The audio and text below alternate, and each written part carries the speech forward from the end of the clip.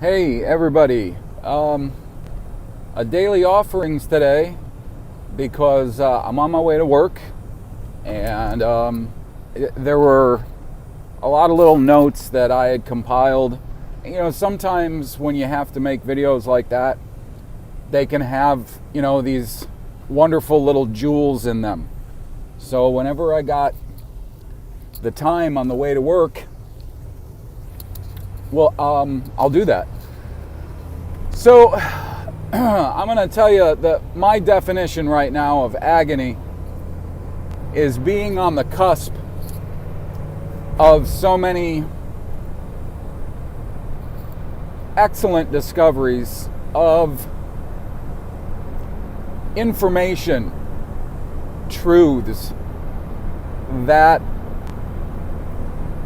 have been so lost or suppressed or buried for so long that most people didn't even know they were lost. They just haven't been part of our worldview and understanding, not for a long time. And knowing you're on the cusp of understanding a lot of those things, and yet at the same time not having nearly enough time to study them out, put them together, it's agony, absolute pain. So the notes that I made were about water mostly, and I've talked to you a lot in the past about waterways, because in the translations we have, they like to either take the same word and translate it 2 or 3 different ways, or sometimes they like to take 4 or 5 or 6 different words and keep translating it the same way. And these words are different words. I mean, they're different as night and day is different. And the more that you get to know the language, the more you understand that's just chicanery. And so you'd ask yourself, you'd say, well, if that's the case, if there is so much translational dishonesty that's gone on, then why aren't all of our scholars, our academic types, our shepherds, why aren't they calling foul? I've thought that myself, because when you start looking at this stuff and you start seeing these kinds of things that I'm seeing, you gotta say to yourself, a little reality check. And you have to say, all right, I want to make sure that this isn't my ego. Because if people have been reading and studying the Word for a long time, and how much time has passed? I don't know. I mean, how much time has passed since the accepted books of the Hebrew Scriptures with the accepted books of the New Testament were all put together and collated? It's anyone's guess. Everybody's got a different story. But when you think, who am I? People have been looking at this for a long time, right? Well, I'll tell you something. You take a guy who is sharp as they come, smart guy, can really think on his feet, really well read, great debater, well spoken, knows Hebrew, knows Greek, teaches Hebrew, teaches Greek, and yet he doesn't see any of these things. Now, am I fooling myself by thinking I'm seeing something that's there that these scholars haven't seen? My response to that, as I think that out, is that the unfortunate thing is most of what most people regard as education and learning is nothing more than the programming of conceived and concreted ideas. And the man at the top of the heap is the one who can best remember and regurgitate them in a coherent way. And that's really what it comes down to. These people, as brilliant as some of these scholars are, many of them are not thinkers. Even ones who do very good, honest research, and those are few and far between, even many of them aren't thinkers. They're not thinking a lot of things through. They can't be. It's just not possible. If they were, they would be writing books on all of the apparent contradictions in the texts that we have, whether they're the translational texts or whether they're the Nestle-Aland United Bible Society texts. So anyways, I've mentioned various types of water. I've run into various types of water. Now, there are more than what I'm even going to mention, and there's some that are really hard to sort out just yet, and I haven't been able to. Like one thing I mentioned when I was talking about King Hezekiah routing this north water course of the Gihon and bringing it, down to the west side of the city of David. The city of David is Zion or Sion. When everybody was getting ready for Sennacherib to come into the land, they didn't do that. He didn't reroute the Gihon until afterwards, after Sennacherib. So the whole premise of today's the people that are trying to convince us that the Jerusalem in Palestine is the Jerusalem in the Bible, and trying to convince us that the Gihon Spring, which actually doesn't even flow 24/7, it flows in spurts. Okay, it's not a source of water that can supply a city. But anyways, they try to tell us that he did that rerouting because of Sennacherib, but the chronology clearly in 2 Chronicles 32 speaks against that. When it says that they were trying to basically make the area devoid of good water for him. Good water. It said they stopped up the springs. Well, the word that is they translate springs, but the word is actually ayin, and ayin is usually used for eye. And that very well may be actually wells that they had. There could have been a number of public wells that were all around the city, so they worked very hard at stopping all of those up. The problem is there's also a Nahal that they say runs through the midst of the land. Now, a Nahal is a word that's used a lot. What is a Nahal? Sometimes a Nahal is translated as valley. Sometimes Nahal is translated as stream or brook. Sometimes Nahal is translated as river. It's hard to know what a Nahal was. I'll tell you this.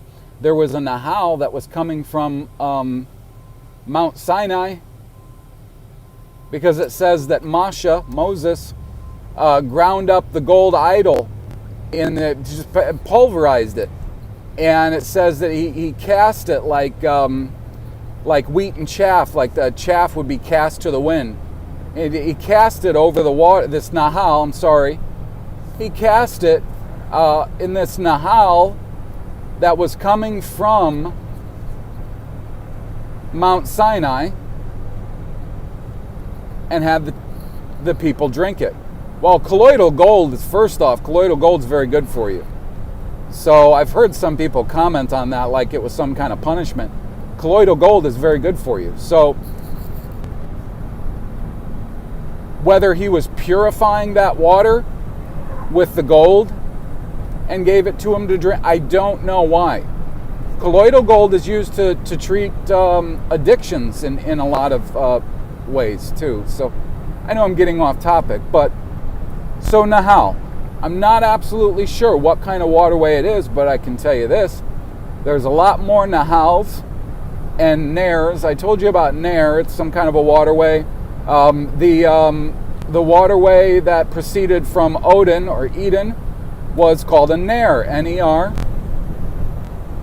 And then it says from there it became 4 Rosh chiefs.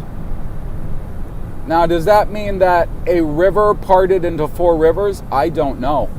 I don't know. Based on the language and the syntax, I don't know if that's the case. But anyways, so you have Nairs, you have Nahals, and you have Yams. And I'm going to have to set my phone down here and there because I'm doing a lot of stuff trying to get this in before I get to the job site. So, all right. So I got some notes here. And there was something really interesting that I noticed. And this is where I had to start thinking things through. I grew up by a creek.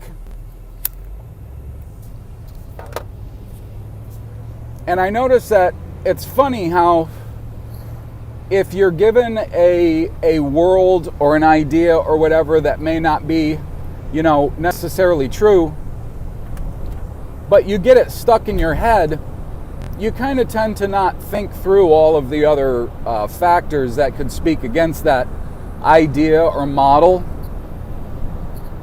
So anyways, I grew up by a creek. There was a big river not far away. There were ponds, there were lakes. And do you know something? Even though we were right next to a good-sized creek, and it was a running creek, it wasn't a stagnant creek, it didn't have anything growing on it. It was a running creek.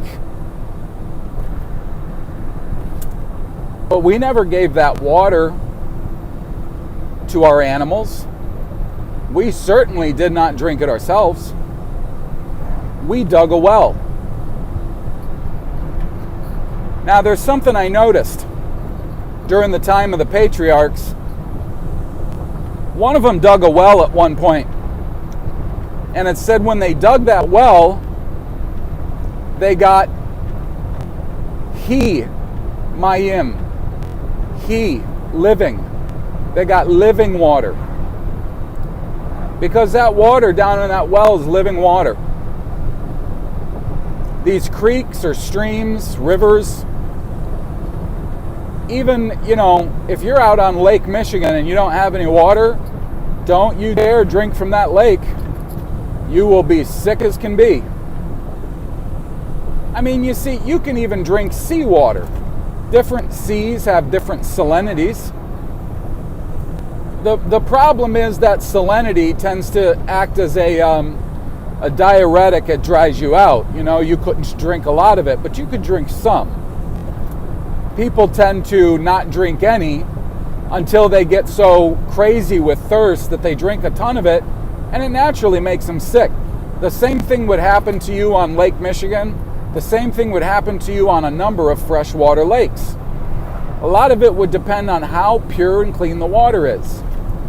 And that's a real risk you're taking in any surface level water. Any surface level water. Surface level water you can use to sanitize a place. You can use to bathe your body. You can wash things in it.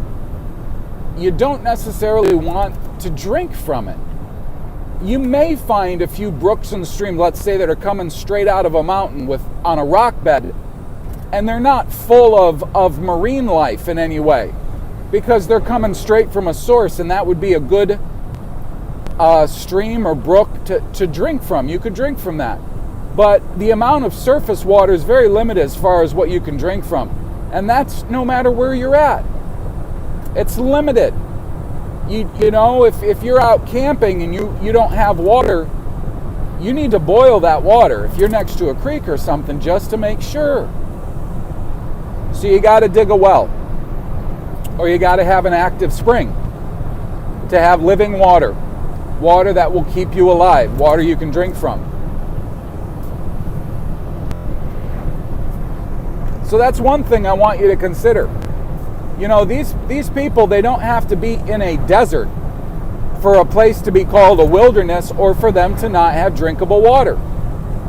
You have to dig wells. You have to be able to get to water. You can't get to water everywhere unless you dig a good enough well. Then you can get to water. Some wells you can dig shallow, some you have to dig much deeper. And there's not always a guarantee. There's people like way back when, they used to use those rods to try to find water because of magnetism. And I was told that those rods really actually work, because where water is flowing underground, it affects magnetic fields. It's not witchcraft. They were just using it to find the water underground. So, anyways, so we've got a Ner, we've got a Nahal, and we've got Yem, as in water. I don't know if that just means big water, many waters. I'm not sure yet. But here's the thing, you know, in the land of promise, we know we've got the Yarden, which is translated Jordan. But some other rivers that people, or waterways that people don't really consider is, for one thing, how about the Arnon, which is translated Arnon? The Arnon was at one of the borders of Reuben, and Reuben chose a lot of the land on the far side of the Yarden, because the children of Israel had stayed there for quite some time. And Reuben and Gad and the half-tribe of Manasseh, they said, we've got many, many possessions, much cattle, and this land is good for cattle and grazing animals. And we want that. Do yourself a favor and look on a map east of Jordan and tell me if that land is good for a lot of grazing animals. And I keep in mind, between Reuben, Gad, and the half-tribe of Manasseh, they had like somewhere around 150,000 fighting men alone. So think about all their possessions, their cattle, grazing animals, people. You need good water for people. You need good land to grow crops, good land for your animals to graze in. All right, well, on one side, one of the far sides of Reuben, his border was this Arnon. Now it says there was a city on Arnon that they inherited and rebuilt, and there was a city in the midst of the Arnon that they took possession of too. The Arnon was a river so big, there was a city in the middle of it. I'm sorry, I keep saying the Arnon. A Nahal is a river. I don't know that for sure. What I'm saying is this body of water, this geological feature that is water, it was big enough to house a city in the midst of it. They also said that Reuben, Gad, and Manasseh couldn't take the Ammonites because their border was too strong. And then I find out that there's another Nahal called the Yabak that's on the border of the Ammonites' territory. So that has to be a good-sized piece of water to act as a natural boundary to give you such a good, strong border. like the Ammonites had. And again, I'm going to remind you, there's the Gihon. That's somewhere within proximity. I'm going to tell you that a number of the people living in the land, it's translated as Hivites, but they were called Hui, okay? H-U-Y, Hui in the Hebrew. Well, the first river, keep saying river, the first waterway out of Odin was, it was called the Pishun, and it says that it compassed, I don't know if compassed is the right word, I don't know if that means it went around or if it went, on one side or whatever, the whole land of Huila. Now, does this mean a land where the Hui came from? Because they were kind of dispersed around Canaan. A lot of people were dispersed around Canaan. A lot of people came from a lot of outlying areas to live in Canaan. Because it was what? Because it was half desert? I don't know. And I'm almost to the job site. So listen, besides that, we've got Yam Oraba. We've got Yam Mala, which they usually say is the Salt Sea or Dead Sea. We've got the Yam Suf, which they say is the Red Sea. But a friend of mine just wrote me some interesting things about that this morning, which I agree with. And then we've got the Yam Gadul, which is oftentimes translated as the Great Sea, and they tell us this is the Mediterranean. I got to wrap it up here, but I'm telling you right now, there is a whole lot of water around the Promised Land. A whole lot of water. And I'm really excited about what the upcoming videos are going to reveal. Until then, everybody, take care of yourself. Bye.